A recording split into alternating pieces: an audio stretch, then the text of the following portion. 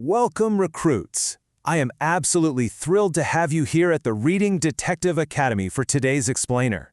Today, we are going to completely change the way you look at a book, an article, or honestly, really anything you read. You see, reading isn't just about staring at words on a page until you reach the end of a chapter. It is so much more exciting than that. Whenever you read, you are actually stepping onto a crime scene of ideas. Authors are brilliant, right? But they're also kind of sneaky. They hide clues, they leave behind these little trails of evidence, and they often hold back the full story. And it is our job as active readers to piece those clues together. So have you ever actually thought of reading as detective work? Every piece of writing is kind of like a mysterious client from an old detective movie. It walks into your office, tells you a few things, but you can just tell it's holding something back. The author provides the evidence, for sure, but it is entirely up to you, the detective, to figure out what's really going on beneath the surface. And today, we're going to learn exactly how to crack those cases.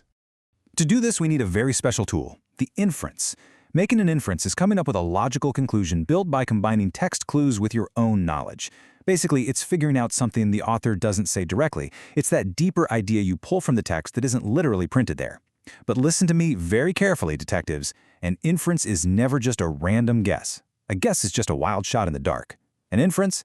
That's a sturdy conclusion built on a really solid foundation of evidence. All right, here is our secret formula. This is the exact process you'll use to solve literally any reading mystery, and you need to memorize it like your favorite catchy chorus. Step 1. Find the text clues. These are the explicit facts, the descriptions, the quotes sitting right there on the page. That's your primary evidence. Step 2. Use your background knowledge. This is the expert context you bring from your own life and experiences, like what do you already know about how the world works? And finally, step 3, combine them to make your inference. It is that beautiful aha moment when the clues in your own brain power collide to solve the mystery. Now, before we take on our very first case, we got to know what kind of information we're dealing with here. Authors basically give us two types of clues. First, there are right there facts. These are explicit details. If I ask you a question, the answer is located in one exact place in the text. You can point right to it. But then there are author and you questions. These require implicit inferences. The answer isn't directly on the page. It requires you to combine what the author wrote with what you already know. And honestly, that is where the real detective work happens. Case File 1. Friction Mysteries. Let's warm up our skills here. Listen closely to this piece of evidence, taken straight from a made-up story. I went outside and made an enormous snow fort. Then I came inside and had a big mug of hot chocolate. Notice anything missing from this testimony? The author completely left out what time of year it is. They never explicitly state the season, but they did leave us a trail of breadcrumbs. So I'm asking you directly, detective, what season is it? Think about our formula. What are the clues? Well, we've got a snow fort and hot chocolate. Now access your background knowledge.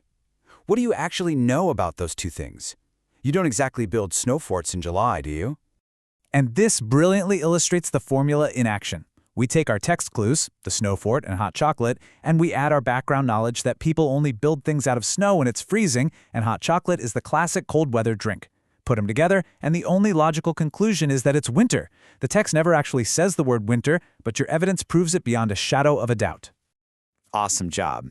Let's tackle a slightly tougher case from the classic novel Charlotte's Web. Check out this dialogue.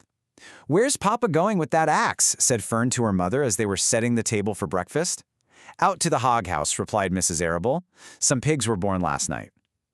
Now, the author gives us some right there, explicit clues. We know they're setting the table for breakfast, but I want you to zero in on that absolutely crucial clue, the hog house.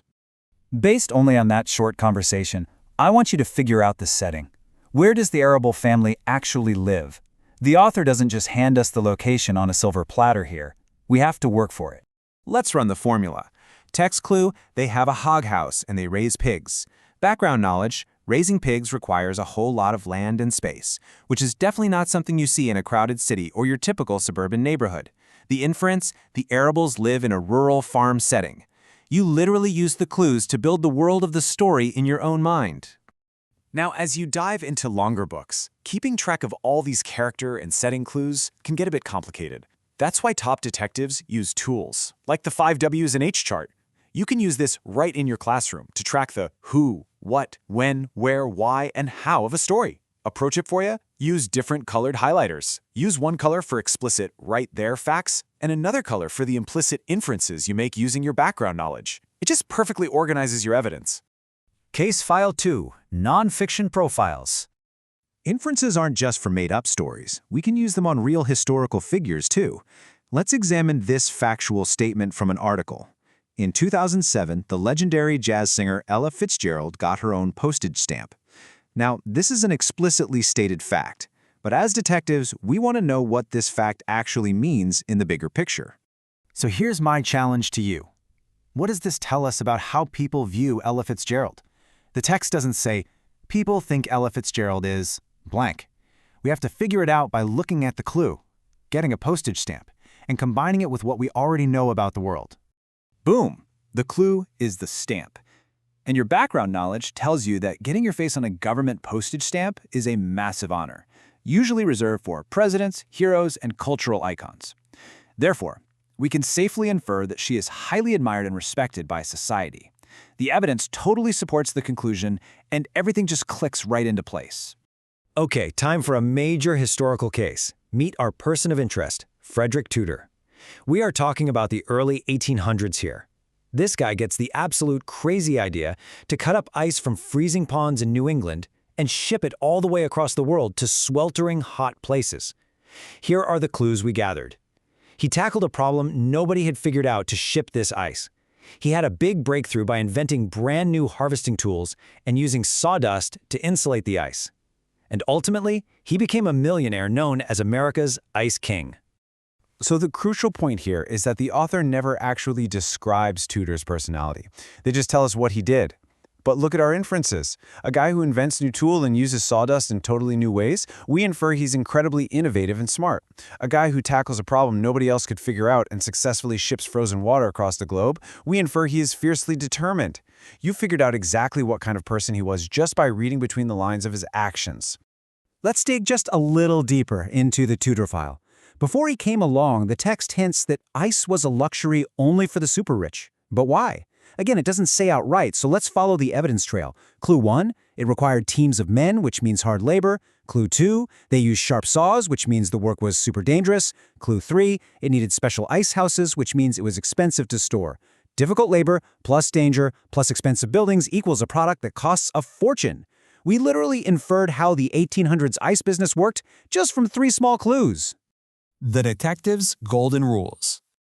Before I let you graduate from the Reading Detective Academy today, we need to review the rules. This is the detective's code, and you must never break it.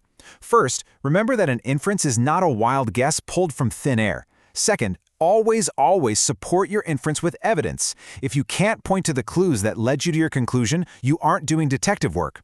And finally, when you explain your inferences to your teacher or your classmates, you gotta prove it. Paraphrase the author's ideas in your own words or quote the exact text directly by saying, on page 4, the author states, back it up with hard facts. Because, this isn't just some trick for school assignments.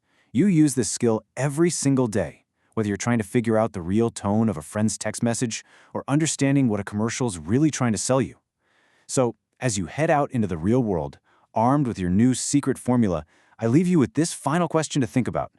Clues are absolutely everywhere, so what hidden story will you uncover today? Keep your eyes peeled, detectives. Happy reading.